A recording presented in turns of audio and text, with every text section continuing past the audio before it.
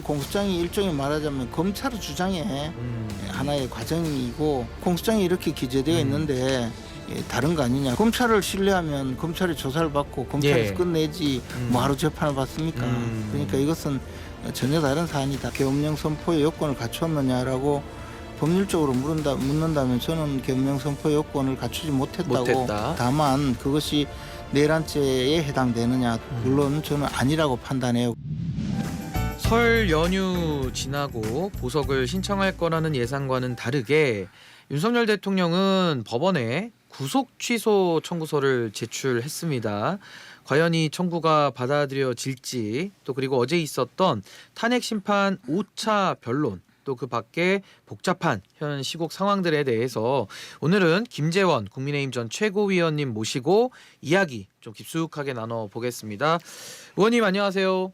네, 안녕하세요. 예, 새해 복 많이 받으시고요. 복 많이 받으시고 건강하세요. 예, 윤석열 대통령 이제 구속 기소가 됐고요. 현재 탄핵 심판 헌법재판소에서 받고 있고 또 형사 재판도 동시에 지금 받게 됐는데 아무 일도 일어나지 않았는데 왜 지시 여부를 따지느냐. 그러니까 이제 계엄에 관한 뭐 본인의 항변으로 볼 수가 있겠습니다만은 검찰, 그러니까 윤석열 대통령 친정 그리고 우리 김재원 의원님도 또 검찰 출신이시고 뭐 검찰에 대해서는 상당한 신뢰를 갖고 계실 걸로 보여지는데 검찰에서 김용현 전 장관에 대한 공소장이나 또 윤 대통령에 대한 공소장을 보면 이 내용이 다 담겨 있거든요. 거기다가 그 김용현 공소장을 보면 문자, 디지털 증거와 뭐 체포했으라고 했던 미리 사둔 도구들 이런 게 다 지금 들어가 있는데 그럼 어떤 증언에 더 힘이 실린다고 의원님은 지금 평가하십니까? 그래 이제 공소장을 가지고 과거에 그 박근혜 전 대통령도 탄핵의 근거로 사용했고 사실상 박근혜 전 대통령은 당시에 그에 대해서 특별한 변론을 하지 않았죠. 좀 소극적으로 대처했었죠. 그런데 지금 그 윤석열 대통령은 그 부분에 대해서 이제 직접적으로 적극적으로 변론을 하고 있고 하니까 그래서 앞으로 아직 그 탄핵 심판 초기 단계니까 또 형사 재판은 아직 이루어지지도 않았잖아요. 이제 시작이죠. 그리고 이제 공소장이라는 건 어쨌든 과거에는 그 검찰이 기소한 범죄 사실을 간단하게 그 요건 사실에 맞춰서 기재를 했는데 그것이 공소장 일본주의에 맞을 텐데 요즘은 공소장이 그 굉장히 많은 사실관계를 전후 그 내용을 전부 기재를 하고 있고 그러면 이 공소장이 일종의 말하자면 검찰의 주장의 하나의 과정이고 그것이 사실관계로 인정되어서 법원의 판결문으로 나오는 것은 별도의 문제니까 공소장을 두고 공소장이 이렇게 기재되어 있는데 다른 거 아니냐. 그리고 검찰을 신뢰하면 검찰이 조사를 받고 검찰에서 끝내지 뭐 하루 재판을 받습니까? 그러니까 이것은 전혀 다른 사안이다. 저는 그렇게 봅니다. 근데 이제 과거에도 윤석열 대통령이 또 공교롭게 그 탄핵 때도 똑같이 그때도 공소장만 가지고 물론 뭐 그게 다 유죄를 추정하는 건 아닙니다만은 그때도 박근혜 대통령 탄핵에는 그게 또 유력한 증거로도 쓰인 예가 있기 때문에 다만 윤석열 대통령이 그때 그렇죠. 본인의 역할과 그 수사 검사로서의 행위 그리고 지금에는 이제 어떻게 보면 공수교대가 좀 된 느낌이기는 합니다만은 그런 차원에서 이제 많은 분들이 좀 의문을 제기도 하셔가지고 그런 의문 제기 하시는 분들은 뭐 그러니까 그땐 맞고 지금은 틀리냐 뭐 이런 거거든요. 틀리고 맞고의 문제가 아니라 입장 변화가 있죠. 저는 그때 저 이른바 국정농단 사건으로 재판을 받았던 사람이에요. 예, 그때 당시에 박근혜 탄핵 때. 그래서 그것을 그러면 그때 재판을 받아서 물론 무죄 판결을 받았지만 그랬던 사람이 왜 다시 그 같은 당에서 윤석열 한동훈과 정치를 하느냐 이렇게 비난을 한다면 입장이 다르다고 이야기할 수밖에 없죠. 좀 다르다. 네. 이걸 하나만 더 여쭤볼게요. 의원님 이제 법률가시니까 사실 계엄이라는 것은 헌법에 보장된 대통령의 권한인 건 맞습니다. 맞고 요건도 절차도 다 규정이 돼 있는데 하나 중요한 게 어떤 대통령도 어떤 요건 하에서 계엄을 선포하더라도 군을 국회에다가 보내서 뭐 의원들을 잡아오고 뭐 예를 들어 유리창을 깨고 군이 진입을 하는 거. 그러니까 이 부분이 사실 박근혜 대통령 탄핵과는 좀 다른 면이 박 대통령은 뇌물죄 이게 상당히 컸던 건데 뇌물 받는 거는 밖에서 볼 수가 없잖아요. 그래서 이제 뭐 상당한 논란이 있었음에도 불구하고 박근혜 대통령은 안 다투셨는데 윤석열 대통령은 군을 보내서 군이 국회 안에 진입을 했고 그런 상황을 다 국민들이 보셨단 말이에요. 그럼 이거는 우리 헌법이 보장한 계엄의 보호 범위에 들어가는 행위입니까? 아니면 아닌 그걸 벗어났다면 이제 내란죄로 연결이 좀 자연스러울 것 같은데요. 의원님 법률적으로는 어떻게 판단하십니까? 아니 저는 저 윤석열 대통령과 계엄령 선포 이후에 예. 이 문제에 대해서 대화를 할 기회가 있었어요. 그리고 그때 계엄령 선포 여건에 맞지 않는 것 같다라고 직접 말씀을 드렸어요. 예. 이 사안에 대해서 계엄령 선포의 요건을 갖췄느냐라고 법률적으로 묻는다면 저는 계엄령 선포 요건을 갖추지 못했다고 못했다. 예. 말씀을 드렸어요. 다만 그것이 내란죄에 해당되느냐 또는 더 나아가서 탄핵 소추의 사유가 되느냐에 대해서는 예. 그것은 다른 평가지만 지금 말씀하시는 계엄령 선포 요건에 해당되느냐 하는 것은 물론 저는 아니라고 판단해요. 그건 지금도 예, 마찬가지고 마찬가지시고. 또 하나는 말씀하셨다시피 어떤 대통령도 국회에 그 계엄군을 보내지 않았다고 말씀하셨는데 그것은 전혀 다른 이야기인 게 예. 과거에 계엄령 선포할 때는 정치활동 금지할 수 있는 근거도 있었고 국회 해상권도 있었거든요.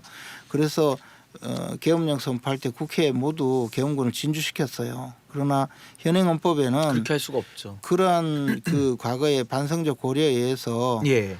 그 국회에 대한 계엄 통제는 당시 제6공화국 헌법 개정 당시에 삭제했어요. 그래서 별도의 사안이지 예. 지금 말씀하신 대로 과거에 어떤 대통령도 계엄군을 보내지 않았다는 사실은 전혀 다른 이야기 같아요. 예. 알겠습니다. 그래서 그 법률적인 해석이니까 그거 좀 잘 들어봤고 헌법재판소에서 증인으로 출석한 홍장원 국정원 제1차장인데요. 이분은 이제 윤석열 대통령 입장에서 본다면 뭐 불리한 증언 내지는 이제 홍장원 차장은 이제 진실을 고백하겠다 있는 그대로 다 이야기하겠다라고 했는데 특히 정치인 체포에 대해서 이번 기회에 싹 잡아들이라고 이제 대통령으로부터 직접 지시를 받았다라고 이야기를 하고 있거든요. 여기에 대해서 두 사람의 진실 공방은 좀 어떻게 바라보셨습니까? 앞으로 이제 그 부분은 헌법재판소 재판관들이 예. 굉장히 그 세밀하게 보고 있겠죠. 왜냐하면 굉장히 중요한 증언이니까. 네. 근데 사실관계는 저는 뭐 큰 차이가 없다고 봐요. 대통령은 비슷한 말씀을 하셨다는 거고, 예. 그 다만 그 취지가 방첩사를 좀 도와주라는 그런 내용이었다고 주장하고, 홍장원 차장도 정치인을 싹 잡아들이라는 말을 들은 것이 아니고 이번 기회에 싹 잡아들이라 해서 당시에는 뭐 간첩 사건이 발생했나 그렇게 들었다는 거 아니겠어요? 근데 홍장원 차장은 목적어가 없었다는 거잖아요. 그래서 예. 목적어 없었다는 건 누굴 잡아들이라는 건지 몰랐다는 거잖아요. 그래서 예. 방첩사를 도와주라고 하니 방첩사령관한테 전화를 했더니 방첩사령관도 처음에는 제대로 이야기를 하지 않다가 내가 대통령부터 전화를 받았다 하니까 그러면 이거 저 그 누구 예. 그 명단을 불러줬다는 것이고 그러나 방첩사령관은 또 증언을 하면서 자기가 그런 저 대통령으로부터 그런 지시를 받았는지에 대해서 직접적인 증언은 하지 않았잖아요. 예. 그리고 또 더 나가서 홍장원 차장의 진술에 대해서는 그 체포와 관련된 사람들을 출동시킨 건 새벽 1시간 넘어서인데 어떻게 10시쯤에 예. 10시 반쯤에 그런 이야기를 할 수 있겠느냐 하면서 의문을 표시하고 있거든요. 그러면 이 내용에 대해서 확정된 사실은 전부 좀 사실 지금 네. 그 주장하는 내용들과 많이 다르고 홍장원 차장에 대해서는 예. 당시부터 예.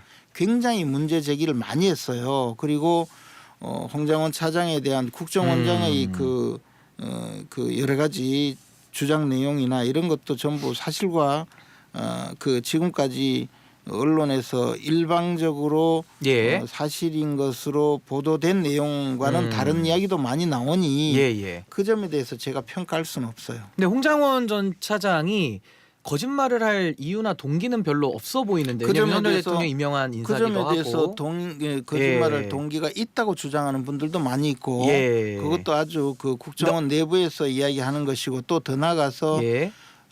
당시에 바로 12월 23일 날이 계엄 선포일이고 12월 4일 현재 이미 그 홍장원 차장에 대해서 해임을 요구하는 예. 국정원장의 이야기는 뭐 정치적인 문제를 제기하면서 이야기를 했었지 않습니까? 예, 예. 그래서 그 점을 우리가 간과하고 그냥 한 사람이 이런 이야기를 했으니 저 사람 무조건 사실일 거다. 예. 저 사람은 진실을 말할 거다. 이렇게만 이야기할 수는 없다고 봐요. 예, 알겠습니다. 반대로 누구 말이 맞다고 단정적으로 이야기하는 것도 잘못이라는 잘못이라고 생각이에요. 보시고요. 그래서 저는 왜 그 질문을 드렸냐면 윤석열 대통령과 홍장원 1차장이 전화를 해서 여러 가지 이야기를 나눈 것도 맞고 뭐 방첩사 지원해줘라 도와줘라 얘기를 했고 근데 방첩사령관하고 이야기를 하면서 명단을 적다가 이거 도저히 할 수가 없는 정치인들의 이름이 나와서 뭐 체포 얘기 나오고 이렇게 하다 보니까 중단했대 여기까지 나왔기 때문에 아마 이 부분에 대해서 어디가 더 진실일지 의원님 한번 평가를 한번 여쭤본 겁니다. 객관적으로 예. 그런 내용이 확인되었다고 하려면 방첩사령관이 내가 이런 저 누구누구 체포 대상자의 이름을 불러줬다라고 공개적으로 확인을 한다면 예. 그에 대해서 또 반대 신문권이 보장이 되고 해서 예. 가능하지만 방첩사령관이 지금 그에 대해서 진술을 하지 않았잖아요. 예. 그리고 본인의 진술 검찰 지술이 어떻게 되었는지 알 수는 없지만 예. 그에 대한 증거 동의 절차도 이루어지지 않았기 때문에 현실적으로 지금 우리가 알 수 있는 것은 별로 없죠. 상반된 주장만 남아 있잖아요. 예. 그런데 어느 쪽은 말이 맞다, 어느 쪽은 틀린다라고 예. 단정하고 이야기하는 것은 좀 잘못이다. 잘못이다. 알겠습니다. 의원님 시간이 좀 부족해서 오늘은 여기까지 하겠습니다. 지금까지 김재원 국민의힘 전 최고위원과 함께했습니다. 의원님 감사합니다. 고맙습니다.